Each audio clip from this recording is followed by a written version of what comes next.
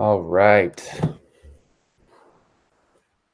Thanks for coming, everybody. I'll just give like a minute or so to see if we have any more show up, but um, and then we'll start.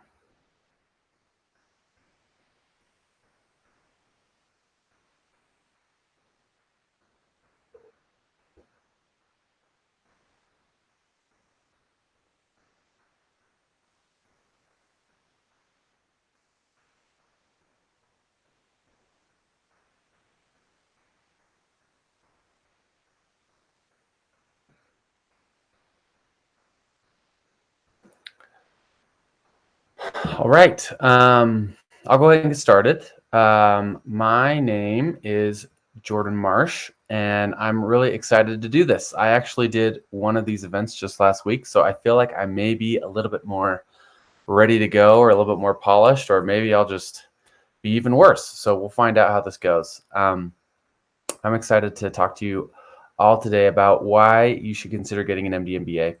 And I'll give you a little bit of my background. I'll give you a little bit of where I'd like to go and maybe why you can consider me someone that can talk about something like this.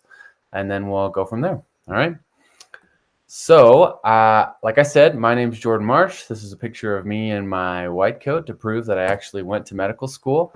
I'll start with where I want to end up, where I'm going. My main interest is preventative medicine and longevity type medicine, which, if you haven't read the book called Outlive by Peter Attia, I highly suggest it. I'm very interested in the way that he practices medicine. It's much more aggressive in its preventative approach, and also is really high on exercise and nutrition and things like that that help you maximize not just how long you live, but also how well you live. And so I really like that idea of really thinking intentionally about how we age, and also, working as a doctor who can help people do that. So that includes all things preventative health, whether that's exercise, nutrition, or tech. I really like the idea of working with preventative health companies or preventative tech companies that are developing things that can really help us find things before they start and work more upstream rather than downstream. So, in my MBA, I learned a lot about value-based care. Value-based care, as opposed to fee-for-service, are kind of the two opposing, financial models by which we pay for healthcare. And fee-for-service, of course, is the most predominant one and has been for the longest time. But there's a lot of cool things happening in value-based care, which is basically just about paying us to actually provide value rather than just paying doctors to provide value rather than just paying doctors to do the next procedure or run the next test or whatever it is. So I think that's awesome, and I want to be involved in that space. My ultimate goal in life is to own my own practice, and I'll talk a little bit about that later, and correlate some of the screening data that I gather on my patients with their health outcomes, and then hopefully find things that can, again, help us find things before they start and really help us live the most high quality lives that we can. And this is kind of fun. I've recently just started at, my goal is to be a longevity specialist. And so I know that I need to review a lot of research that goes along with that. And so I've recently started my own YouTube, X, and Instagram dedicated to just doing just that, sharing what I learn about longevity with others. And hopefully if you're interested, please check it out and tell your friends. All right. So let me give you my background. I graduated from the University of Utah with a bachelor's degree in chemical engineering in 2018. And right from there, I went and actually lived in Washington, D.C. while my wife was getting her master's degree. And I was a patent examiner at the USPTO, which was like a radical departure from what I was expecting as an engineering undergrad. My ultimate goal as an engineering undergrad was to go to medical school, but I found the coolest medical school on earth, the Carle, Illinois College of Medicine, which calls itself an engineering-based medical school. And I thought that was awesome because I wanted to incorporate the things that I learned in engineering into how I approach medicine, and this med school did that for me. But I am kind of just interested in a lot of things. I'm a curious guy, and I knew that I wanted to also get some business experience. So I just recently finished an MBA from the Northwestern Kellogg School of Management. There's a 1-year MBA program there that is amazing, and I highly recommend it for those in medicine, because if you need a MBA from a top business school, but you aren't necessarily, your med school isn't associated with that business school, then you need to find other options. And all the other options are mostly 2 years, except for Kellogg's 1-year MBA. So I highly, highly recommend that and hope that people will check that out.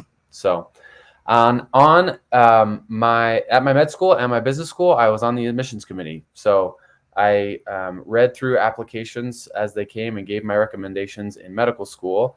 And at Kellogg, I was just a student interviewer. So I know something about the interview process from both being an interviewee and an interviewer. And so I feel confident that I know a lot about what's going on in those types of scenarios. And that's why I'm here at Leland, because I'd like to share what I've learned.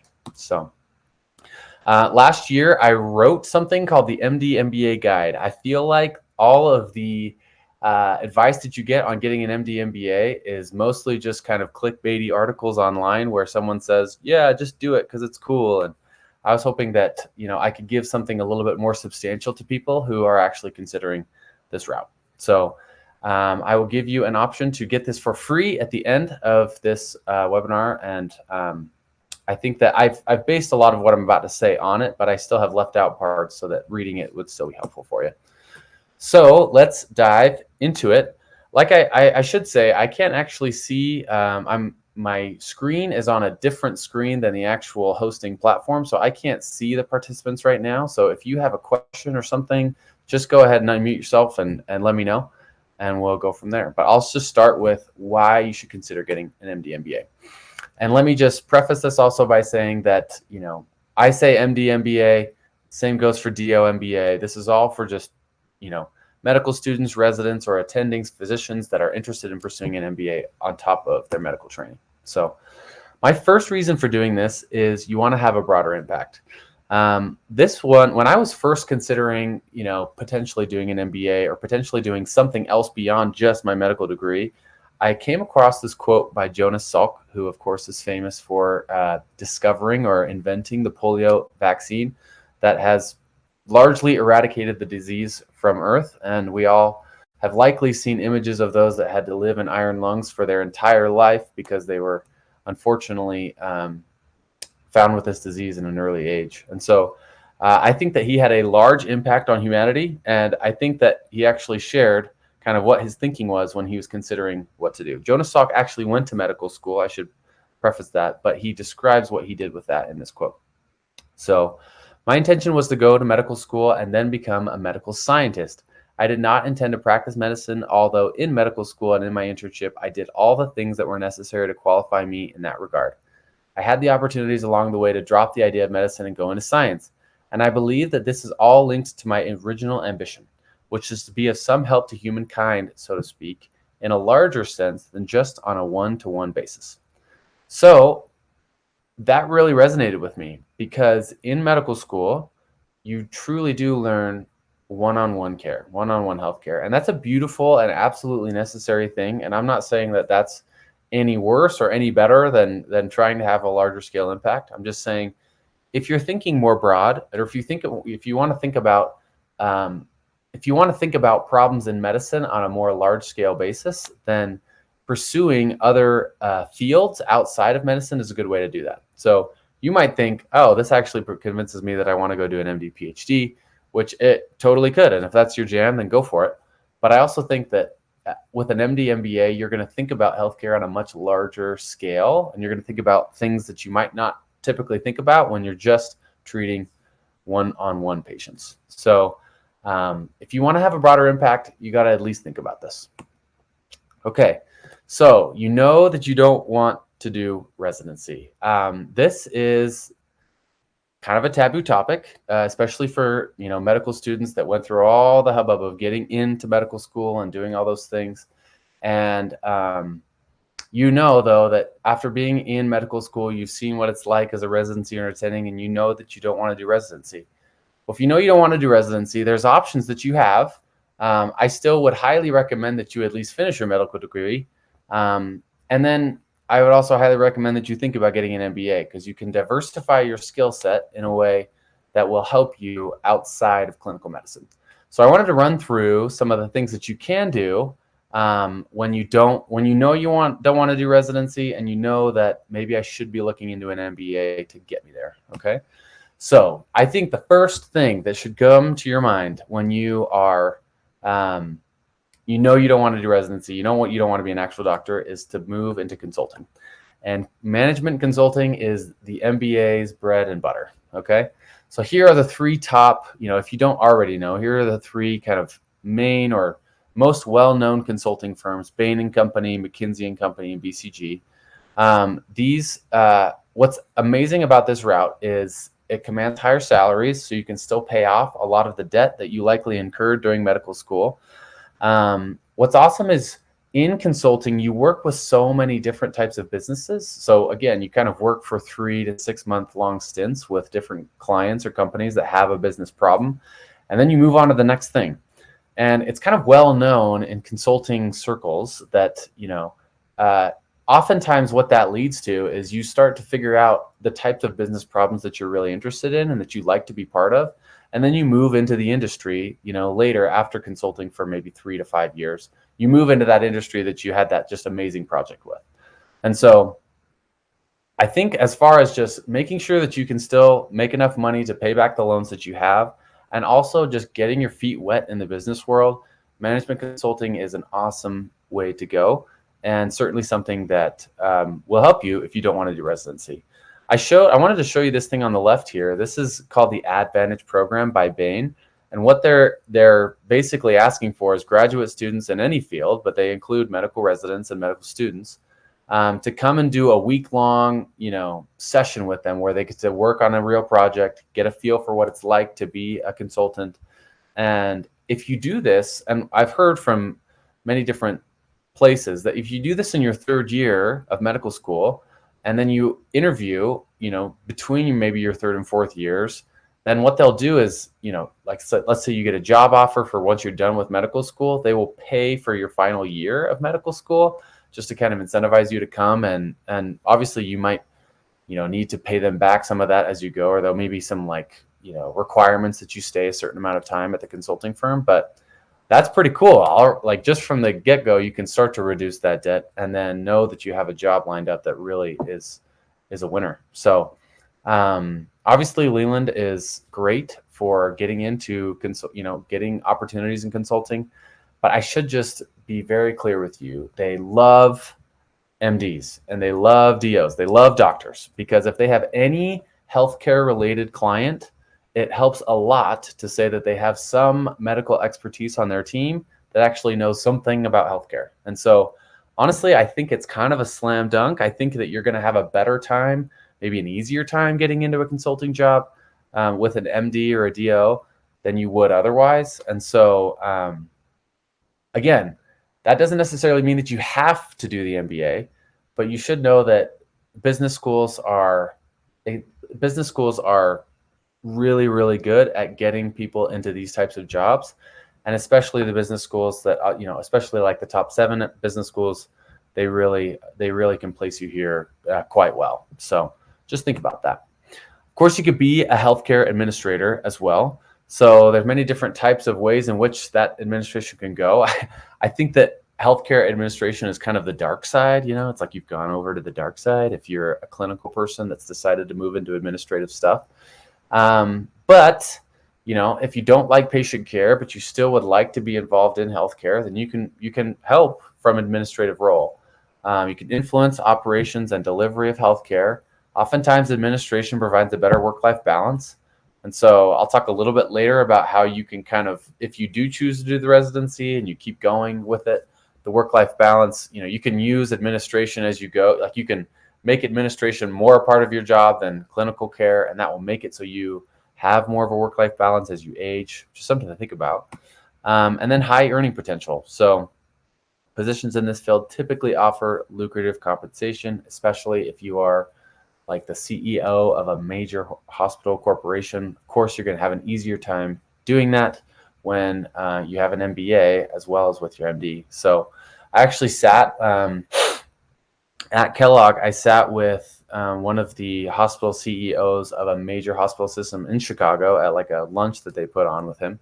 And when I told him that I was an MD MBA, that was potentially interested in pursuing administration in the future, he said, "Oh, that's like a slam dunk. Like really, if you really want, to move up in administration, but also, know that you can speak the language of the doctors that are often the ones that are driving a lot of the decisions in the hospital, then that's really a helpful thing." And just to give you a flavor of the types of problems that this person, this hospital CEO dealt with, I actually wanted to show you this.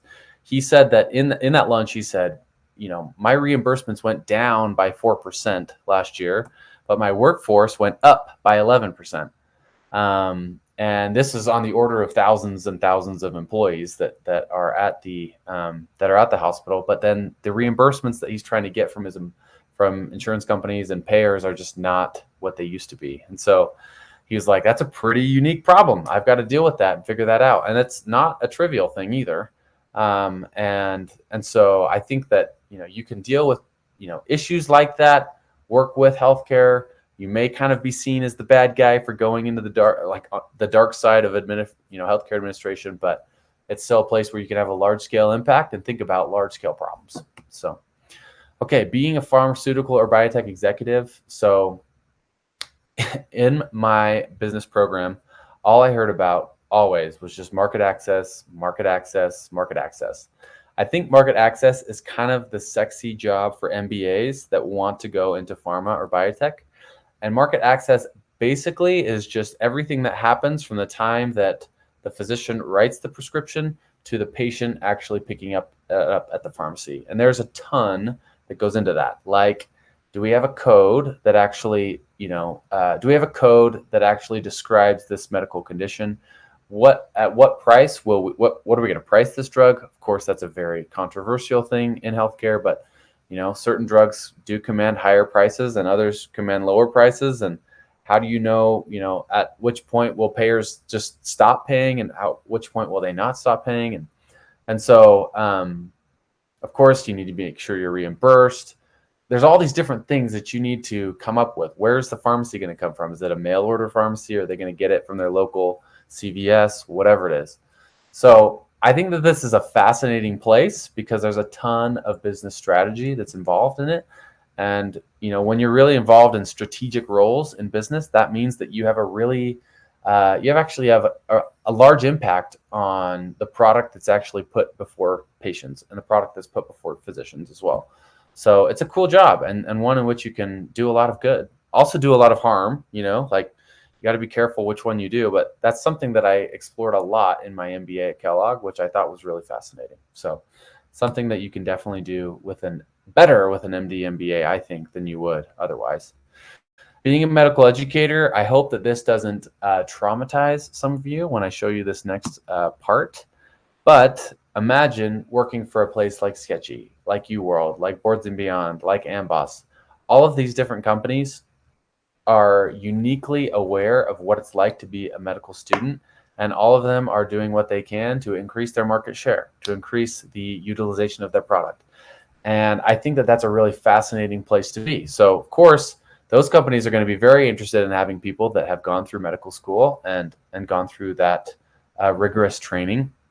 That doesn't necessarily mean that you're only going to work at third-party resources. You may also be able to work with medical schools, work with specific medical schools or specific residencies on how we teach medicine to those that are just starting. So I think that's a cool place to be. I can't necessarily guarantee that that's going to command the highest salaries, quite like maybe management consulting would, but something to think about. Being a medical writer, so medical writing is basically just taking really, really complex, science and breaking it down for just the average person to understand. And a huge part of that is in healthcare or biomedical marketing. So I'm showing some of these direct-to-consumer ads that show, you need to, in some ways, if you are directly advertising to a consumer, you need to be able to at least show them what the problem is and how you can help. And so, but there's a ton of regulation around how we actually do advertise to consumers, knowing that they might be kind of manipulated by what they don't know. And so I took an entire class at Kellogg called Biomedical Marketing from Tim Calkins, and who's kind of a marketing specialist there. And Kellogg is kind of known for being the marketing school. And so I just really ate up a lot of that material and thought it was fascinating. So you can be a medical writer. Again, I don't know necessarily how well that's going to compensate, but something that if you're interested in, you can pursue. This is my favorite one, being an entrepreneur. So, of course, being an entrepreneur is anyone can say that they're an entrepreneur. Anyone can say that they're going and doing stuff like that. But I think I wanted to share a story from my undergrad degree, actually, when I was doing chemical engineering at the University of Utah. I was in a seminar for chemical engineering students, and we had one of our professors who worked on biotech devices give us a lecture, basically. And in this lecture, he gave us a story about how he created a medical device that he thought was just revolutionary. I believe it was some type of medical device for diagnosing TB or tuberculosis. And if you've ever had a TB test, you know that you got to go into the clinic and you got to get the 48 hours, and then you got to go back. And it's a tedious process for sure, but it is kind of the dominant way in which we test for TB right now. And he had a new way of doing it. And he said that he worked on it for 2 or 3 years all on his own, thinking that it was amazing.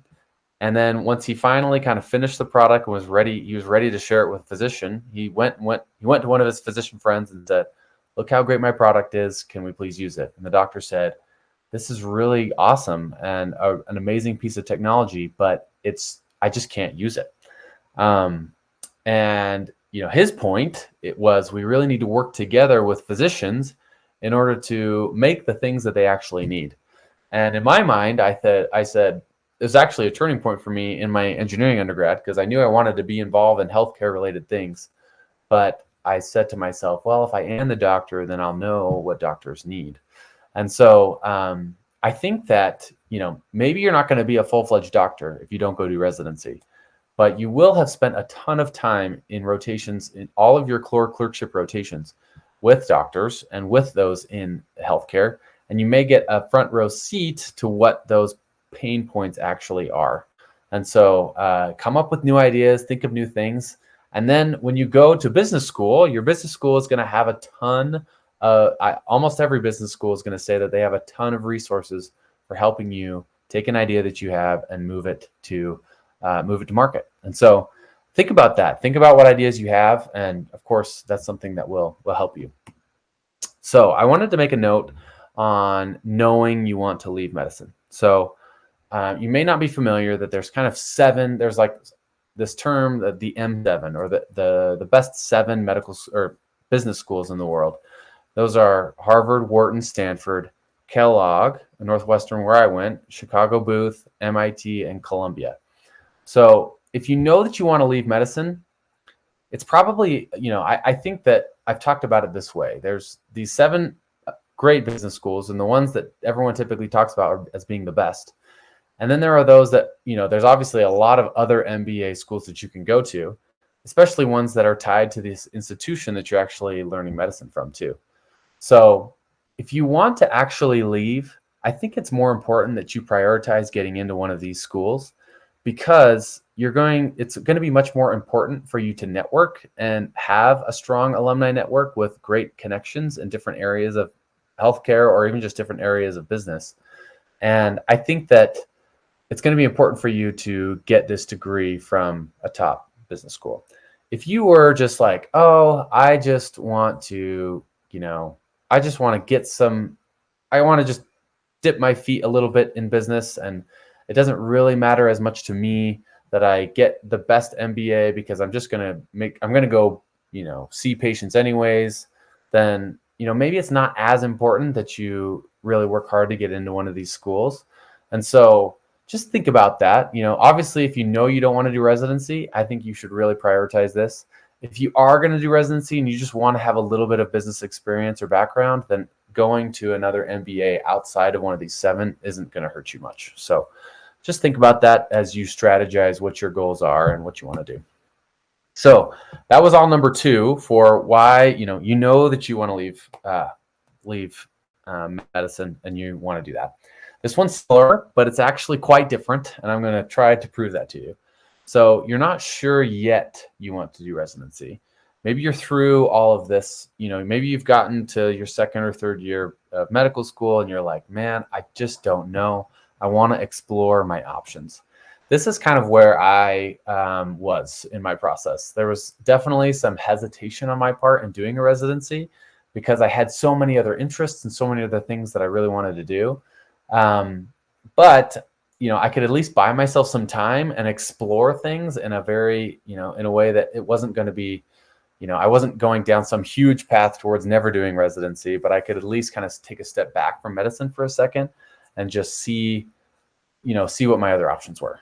And so I want to tell you about one of my friends who also did an MD MBA, and he was describing this to me. He said, I knew that I needed to at least do the business degree so that I could know for sure that I wanted to do clinical medicine. And he said once he got to business school, that's when he realized that he kind of missed medical school and he missed seeing patients. And so, I think that's why I did this kind of road thing, is like you can go down the road of business just for a second to see what it's like.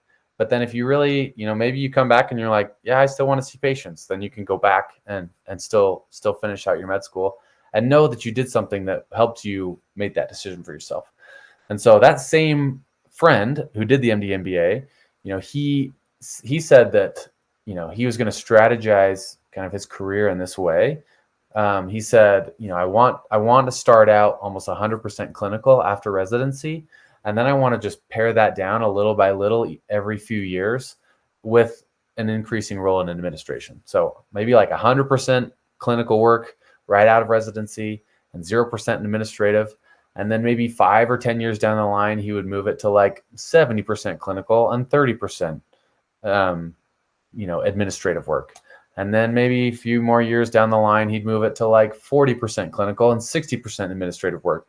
And while he's kind of, ramping clinical work down and administrative work up, he's improving his work-life balance and making it, as he ages, he was kind of being thoughtful or intentional about how he's aging, right? Because maybe you might have all the energy in the world to go and, fix that abdominal aortic aneurysm or something like in the middle of the night when you're just out of residency, but that might get kind of old when you're like 60 years old and you're just tired, and so just think about those things as, thinking about, the longitudinal nature of your career can again help you with the MBA, knowing maybe your interests will change and maybe you want to diversify your skill set and you're just not sure yet where you fall in knowing what you want to do. So another thing to just think about. So this is number 4. You want a better idea of what goes on under the hood in healthcare. So this is something that I saw multiple times in business school, and I did my best to understand it. I think I understand it to a certain degree, but this is like everything that happens between, to make it so that the beneficiary or a patient can get a drug in his or her hand. So here there's PBMs on the bottom. There's manufacturers on the top left. There's health plans that are actually paying for the whole thing, and all the different negotiations that these players make in, how much the drug costs and where will the drug be distributed and, who is going to actually facilitate all these things. This is a huge chart that describes a really complex process. And so obviously this applies just to, pharmaceuticals or, biotech products. But there's complex dynamics like this in just about every part of healthcare, not just in pharmaceuticals. And so you get a better idea of what's really going on under the hood in healthcare, as opposed to what you see in medical school. And I'm going to be a little tongue-in-cheek here when I show you this, but I specifically circled these 2 on the right here by saying this is basically what you get in medical school, is the interaction between the physician and the beneficiary or the patient. And look at everything else that's going on underneath all of that you don't really learn about at all in medical school. So, I think that that's really valuable to think, pretty in depth about what's going on under the hood. And, say you are a physician in the future, you're going to know the kind of issues that patients run into as they try to just get their prescriptions filled. But you also know what are the issues that the health plan runs into, or what are the issues that the PBM runs into, or should PBMs even exist? They're kind of a controversial thing, but they do exist for a reason. There's a market for them, and so they are able to make money doing what they do. So Think about that. That little circle is everything that you get in med school. And I don't mean to like downplay what you're learning, but it's certainly not a wholesale picture of what's really going on. So, okay, you want to develop into a better leader. This is number 5. There's no real solid exposure or formal training in leadership in medical school. And when you are a doctor, then you're just shoved into this position where you're going to be the leader of a team, and you're going to need the ones to make a bunch of decisions for the team. So, of course, that's okay. If you don't want to go get the MBA just to become a better leader, that's fine. But I think that MBA programs are highly invested in turning out great leaders, because they know that great leadership often accompanies business success. And so they really are intentional about some of the things that you learn there, rather than just kind of having to learn it on the fly. So let me show you some of the classes that I took at Kellogg that I think kind of illustrate that principle. So up on the top right, personal leadership insights was the first, that's probably the one that's obviously the most relevant to this discussion. I sat and I thought about really specific things in my life, like what are my values and what's my leadership style and how do I come across to people? Often, I think we all have this image of how great we are and how well we handle certain things, or maybe we don't have that image, but you can at least think to yourself, how do I come across to other people? And what do they see in me when I interact with them? That's something that I thought about deeply in personal leadership insights. And I think that that's something that you'll find in lots of other business schools as well, especially the M7 programs. I took a leadership in organizations class that was specifically tied to creating change in large-scale organizations, which we all know that large-scale organizations can be very slow in the way that they innovate and create change.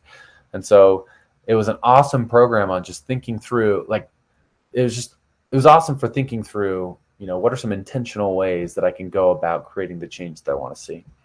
How about negotiations fundamentals or advanced negotiations? Those are critical classes, I think, for, negotiating your first salary, knowing kind of what you're worth or what you deserve. And obviously, salary isn't what you're really worth. It's just the skills that you have, what are they worth to the marketplace? And I think that, oftentimes physicians are just so stoked to make any money at all once they're an attending that they probably take offers that they could get a lot better. And so to think through that is really awesome.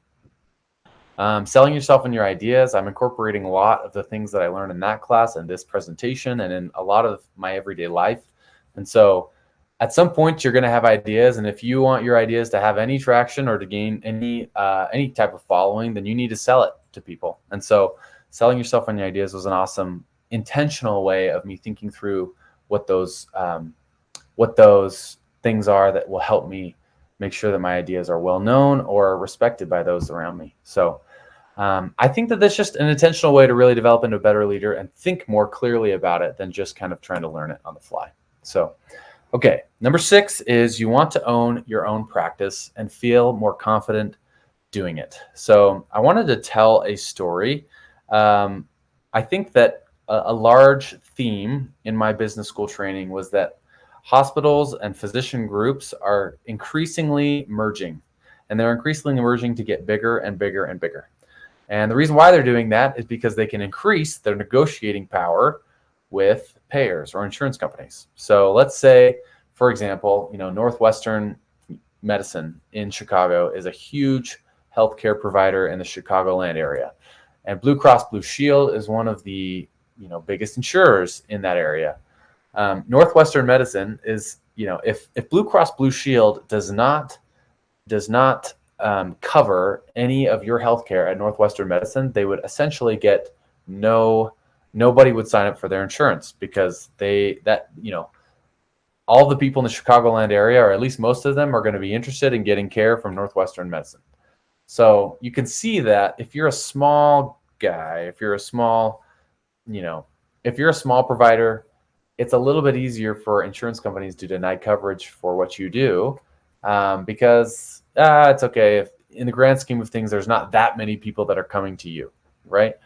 And so increasingly we are seeing conglomeration or consolidation in healthcare, and you know the the typical practice of kind of hanging your own shingle and having your own practice is going away. And so I thought this story was kind of interesting. I heard from a friend, and I won't say which healthcare system it was, but I heard from a friend that this large healthcare system in a particular city was trying to buy a small primary care physician's practice. And they wanted to buy it again because they're trying to get larger and increase their negotiating power and make more money. And unfortunately, that's just kind of how the way the world works. But this primary care provider was like, "No, I'm good. I don't want that to happen." And there was such a back and forth between these two because the large healthcare company was really interested in actually buying out this provider and all of his patients.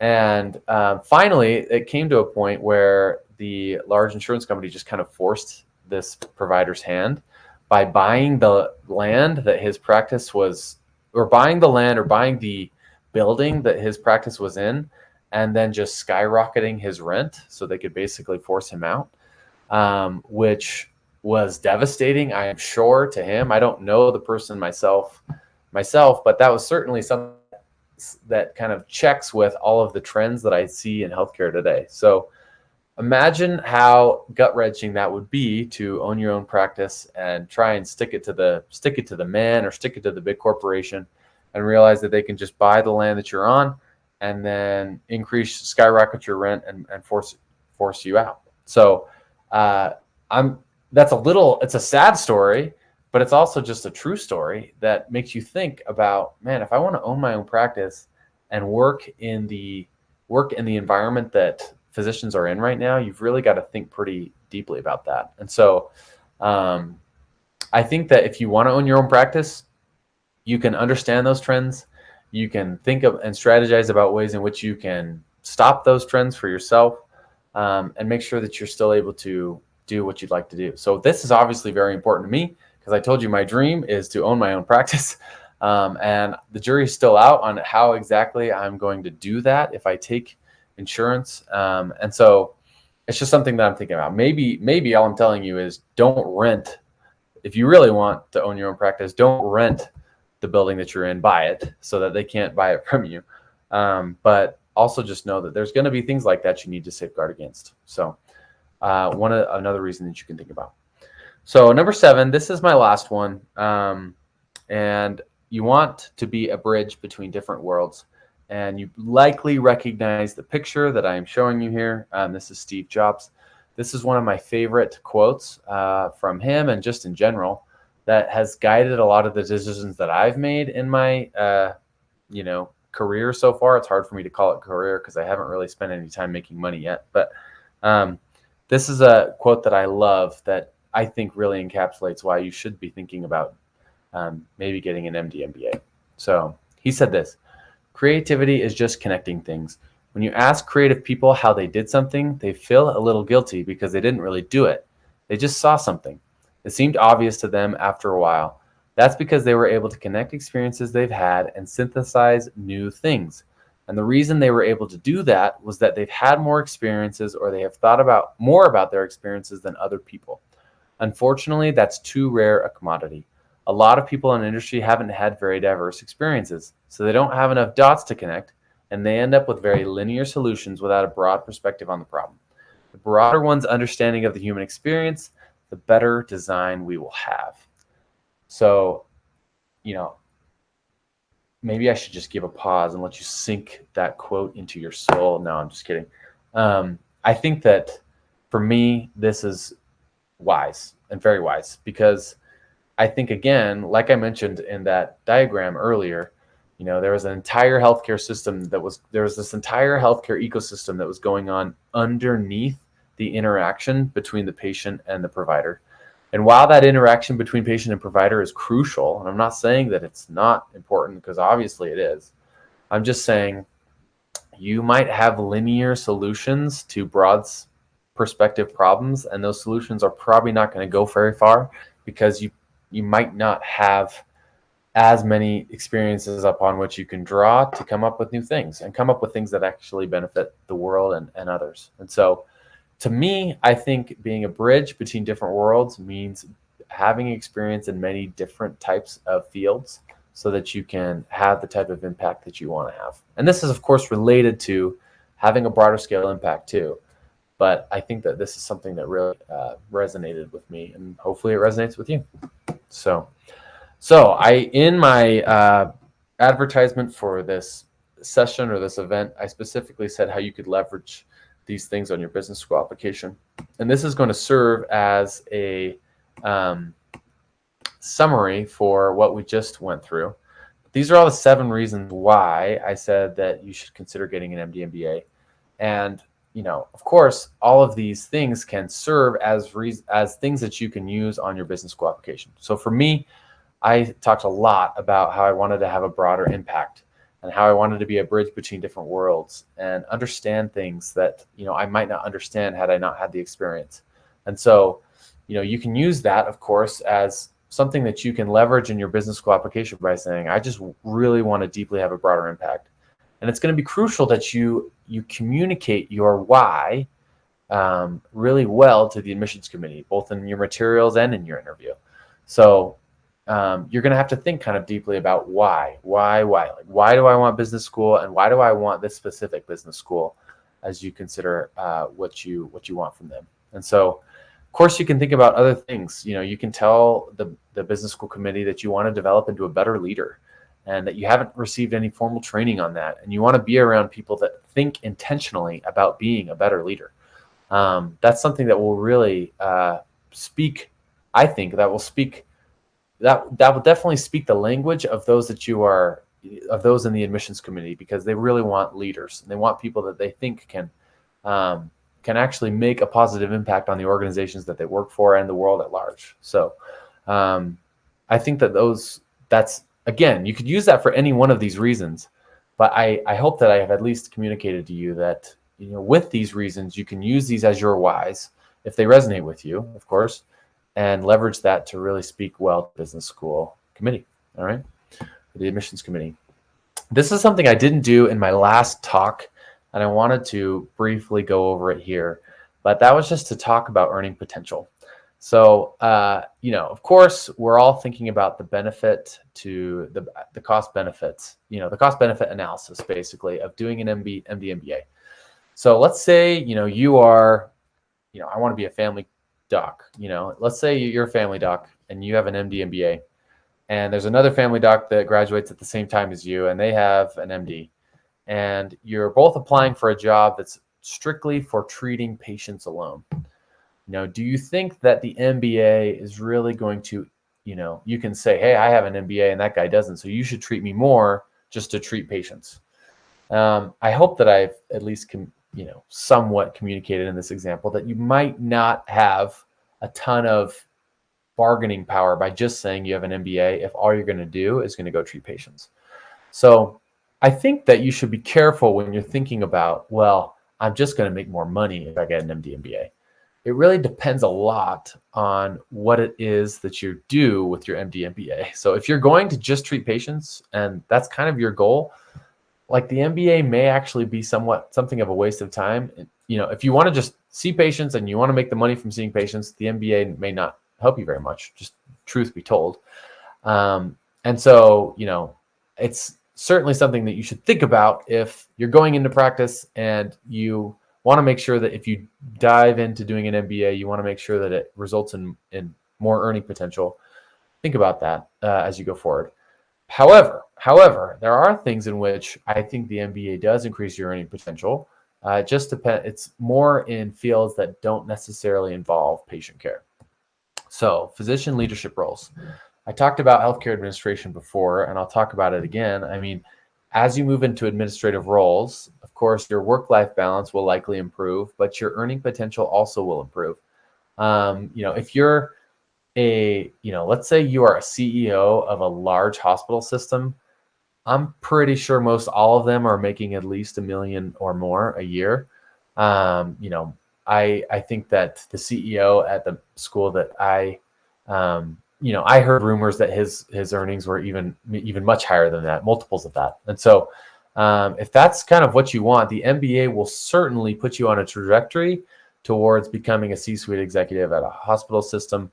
and you will definitely have more of an opportunity with those things having had an MD than just somebody that has an MBA. And so doesn't mean that healthcare administration degrees are something that won't get you there or anything. I'm just saying when you're an actual physician, you hold more weight with real physicians, and the people that you are managing in healthcare are physicians, and oftentimes physicians aren't like normal employees. They're not.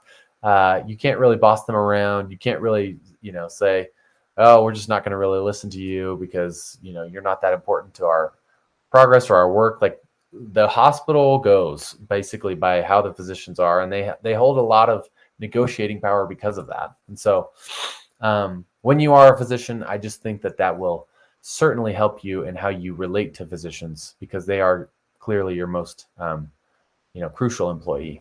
And so of course, entrepreneurship, again, I mentioned how you're going to have a lot of ideas that you wouldn't otherwise have because you've been in medical school, or you've kind of been in that you've been in that world, and you see the pain points that they have. But again, entrepreneurship, there's entrepreneurs that make billions of dollars, and there's entrepreneurs that lose billions of dollars. So I don't know. And then non-clinical roles. Of course, I told you about management consulting. Management consulting, if you really want to work up in consulting and become a partner at one of those major firms, you will certainly be making over $1 million a year, likely. And of course, even when you start there, let's say you start with a salary of, I don't know, 300, 400,000 at a management consulting firm, that's probably more than you're making being a primary care doc like I want to be. So, yeah, I mean, obviously there's non-clinical roles that I think with an MBA, you will have a better chance of getting. And because you have a better chance of getting those roles, you likely will increase your earning potential. However, if you're just, if you're going to see patients, and if your goal is to see patients your whole life, the MBA will not necessarily be something that will pay off, so to speak. I certainly think it will help you think about new ideas differently, but it's not like that will increase your earning potential if your plan is to see patients the rest of your life. So just think about those things. Okay, so what next? I've got about 12 minutes left. You can get my MD MBA guide for free. Message me on Leland. It's like 30 to 35 pages long. I have tried to put as much material in there as I could. A lot of it is a repeat of what we've talked about in this session, but I have included a lot of other things that I didn't talk about, like maybe when to get your MBA and all the options that you have for when to get it. Not just in medical school, but you can actually, there's also some programs where you can do it in residency. Of course, you can do executive MBA programs. There's specific programs for physicians that you can do as an attending. And so, yeah, I think it's really beneficial. I think it's the most, it's certainly not, well, let me say this. I think it's the most comprehensive guide that you can get for getting an MD MBA that's out there. Like I said, most of what I found when I was looking for advice or information on this was just clickbaity articles and then just connections that I had. And so I think this really dives a lot into the considerations that you should have on getting an MD MBA, and I want to give it to you for free. So message me on Leland about that. Of course, I'm becoming a coach on Leland, and so I'm very interested in having you as clients. I'm just starting out, so my prices are actually lower than just about everybody on Leland. So if you're really looking for a bang for your buck type deal, then please choose this guy. I really think that I'm giving you a ton of value for what I'm asking for. And I think that you'll find way higher priced materials on Leland than what you'll find with me. And I do think that I have a lot of expertise and specific insight that you wouldn't get from a typical coach if you are in healthcare and want to get an MBA or want to get an MBA. So there's two packages here. Of course, the comprehensive package is what I talk about in the next. Yeah, so that's, we'll talk about, we'll go through an initial consultation and assessment. I want to make sure I understand your goals and what you're really looking for out of the process. And then, of course, you'll get all these other things, like we'll talk about the schools you should go to, how to make your resume really stand out, the types of letters of recommendation that you should get, And of course, I'll give you all the essay editing that you can ask for. I have one client right now who was almost overwhelmed with how detailed I was. At least that's what he told me. And so I really want to make sure that I provide you good value in doing that. So that's the comprehensive package. The essay editing package, if you're just looking for someone to look through your essays and make sure that they are what you want them to be, of course, you can get this. I have made it, there's a slight discount on this package beyond just what my hourly rate is. So I hope that you'll consider doing this if you'd like. And then for those that are here, I wanted to offer a discount. I appreciate you being here or watching later on. So I wanted to offer a discount on both of these prices, which I think are still kind of extremely low for what else you'll find at Leland. So I think that I'm offering a really good deal to those that are looking for some help. So of course the discount's 10% on both of these packages, and it ends August 29th. So I'm giving you a week to decide if you'd like to work with me. Obviously, the deadlines for the M7 programs are coming up. And so if we're going to get you started, we got to get you started pretty quickly on those. So thank you for coming. Please leave a review on this session. I do appreciate reviews. They definitely help me kind of get my name out there and help people understand what I offer. And so if you liked this session, please leave a review and let me know. So that's all I have. Of course, this is a link to my Leland profile if you need it. But if there's any questions, I actually haven't been over here.